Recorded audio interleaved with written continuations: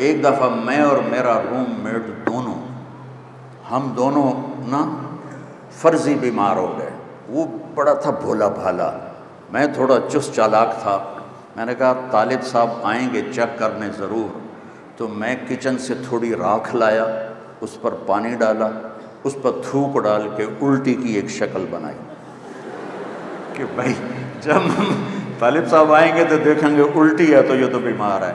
وہ جو تھا بیچارہ محمد خان کھچی تھا میلسی کا، وہ بہت سیدھا سادہ تھا، تو وہ ویسے ہی پڑ گیا تھا بھی 6 فٹا۔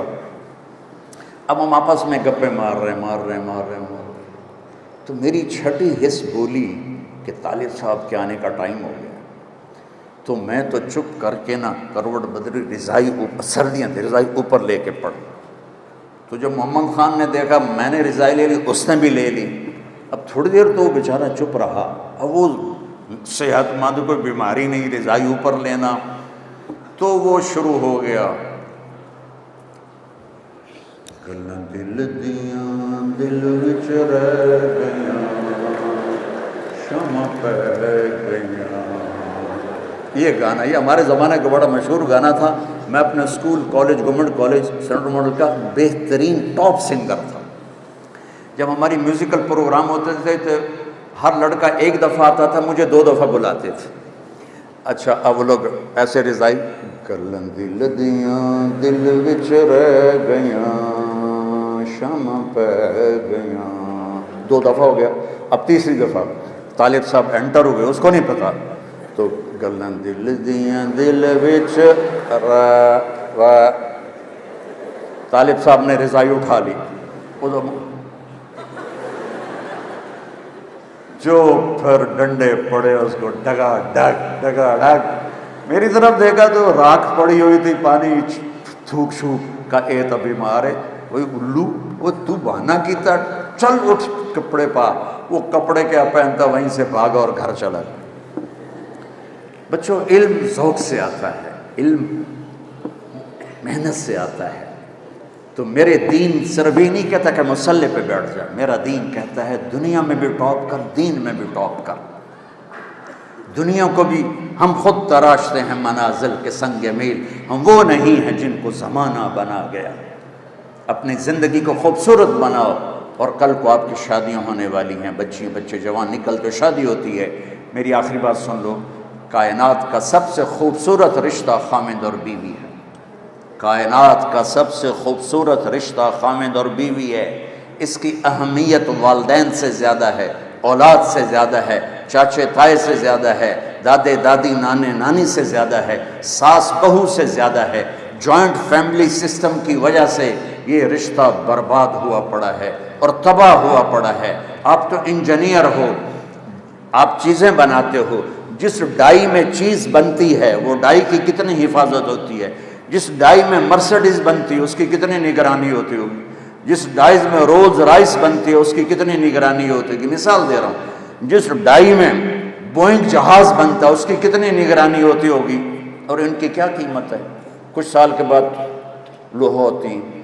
اور کائنات کی سب سے قیمتی جو کیا اس کو کہتے ہیں، جو پروڈکشن ہے، کائنات کی سب سے قیمتی پروڈکشن انسان، اور کائنات کی سب سے قیمتی ڈائی ماں،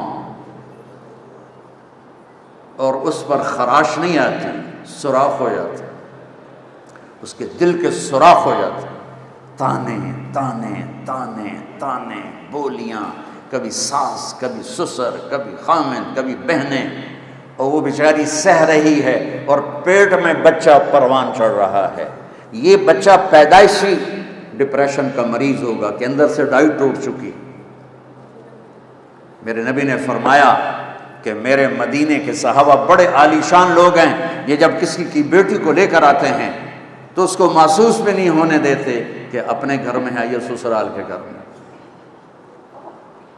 تو بھائیو، میرا جو معاشرہ ہے وہ ہندو معاشرہ ہے، اس میں عورت کی قدر نہیں ہے، آنے والی کی قدر نہیں ہے، وہ گھر چھوڑ کے آئی ہے، بیوی۔ لوگ کہتے ہیں میں عورتوں کے حقوق زیادہ بیان کرتا ہوں، میں نے کہا ہیں ہی ان کے زیادہ، بیچاری مار زیادہ کون کھاتی؟ کوئی گھٹ وادی ہوئے گا جڑا سوٹا بیوی دا کھاوے، باقی تو سارے بیویاں نوں سوٹے مار دیں۔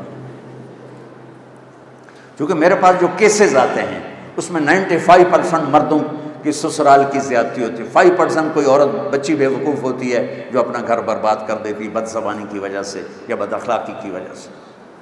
تو بھائیو یہ بہت خوبصورت رشتہ ہے، اس کے لیے سینکڑوں آیات اللہ تعالیٰ نے قرآن میں اتاری ہیں۔ اچھے خاوند بنو، اچھی بیوی بنو۔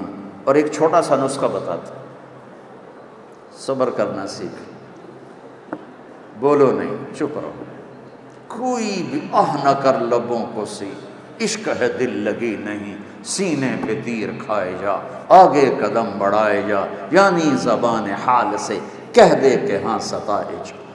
صبر کرنا سیکھ لو، جواب نہ دو، اللہ کی قسم چپ رہنا بہت بڑا جواب ہے، اللہ کی قسم چپ رہنا بہت بڑا جواب ہے، اللہ کی قسم چپ رہنا بہت بڑا۔ ان بیٹیوں سے خاص طور پر کہتا ہوں کہ ہمارا سسرالی معاشرہ بہت سخت ہے، بہت سخت ہے۔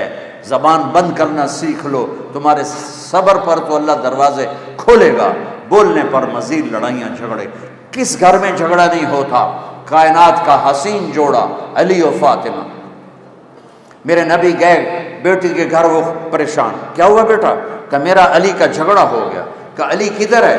کہ باہر، آپ تشریف لے گئے۔ یہ نہیں کہا کہ میں بیٹی والوں میں داماد کے پاس کیسے جاؤں، ڈھونڈتے ڈھونڈتے گئے، مسجد میں پڑے تھے، وہ ان مٹی لگ گئی تھی، تو ان کو کہا ابو تراب، تراب کے باپ اٹھو، ان کو ہاتھ پکڑ کے گھر میں لائے، اور یہ دیکھو آ کر نا فرش پہ ایسے لیٹ گئے۔ کچھ نہیں پوچھا علی سے کیا ہوا، نہ فاطمہ سے پوچھا کیا ہوا۔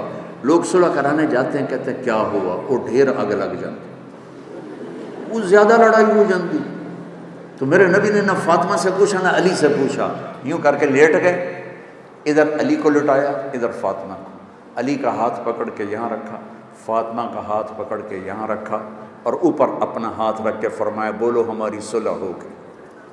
سب نے، دونوں نے کہا ہماری صلح ہو گئی۔ آپ باہر نکلے ہنستے ہوئے، صحابہ نے پوچھا یا رسول اللہ، بڑے خوش نظر آ رہے ہیں، کہ علی و فاطمہ کی صلح کرا کے آ رہا ہوں۔ یہ جھگڑے تو جا کے جنت میں ختم ہوں گے، جہاں زندگی کی ابتدا تو ہے، انتہا کوئی نہیں ہے، محبت تو ہے، نفرت کوئی نہیں، جوانی ہے، بڑھاپا نہیں، صحت ہے، بیماری نہیں۔ آپ کو سب سے چھوٹا جنتی سنو، سب سے چھوٹا، ایک کمرے والی جنت سمجھ، ایک کمرے والی، یہ اس کا نام ہوگا جوہینہ، قبیلہ بھی جوہینہ۔ میرے نبی نے فرمایا سب سے آخر میں جہنم سے نکلے گا، اور کٹ کھاندہ کھاندہ اللہ معاف کر کے جب جنت کے دروازہ اس کے لیے کھلے گا تو آگے ایک نوکر ہو، اس کو دیکھ کر یوں ہو جائے گا، کہے گا سرکار کیا ہوا؟ کہ تم فرشتے ہو؟ کہے گا میں فرشتہ نہیں، میں آپ کا نوکر ہوں، پوچھو۔ تو آگے چلے گا تو ایسے لائٹ پڑے گی جیسے یہ لائٹ پڑ رہی، تو وہ پھر سجدے میں چلا جائے گا، کہے گا آقا کس کو سجدہ ہے؟ کہا اللہ کو۔ کدھر؟ کا یہ جو نور ہے اللہ کا ہے؟ کہ نہیں، یہ آپ کے گھر کی لائٹ ہے۔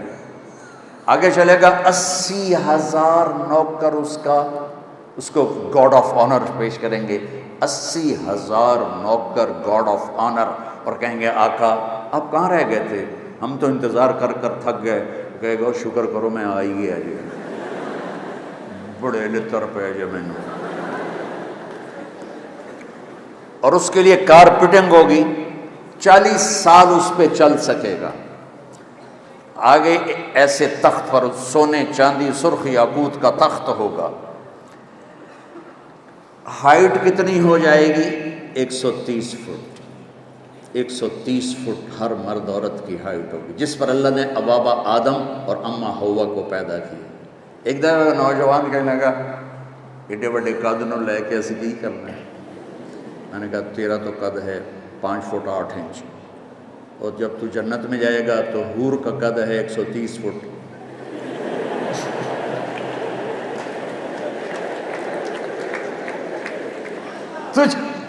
تجھے کہاں بٹھائے گی؟ جیب میں ڈالے گی، اور تو تجھے نہیں ہے۔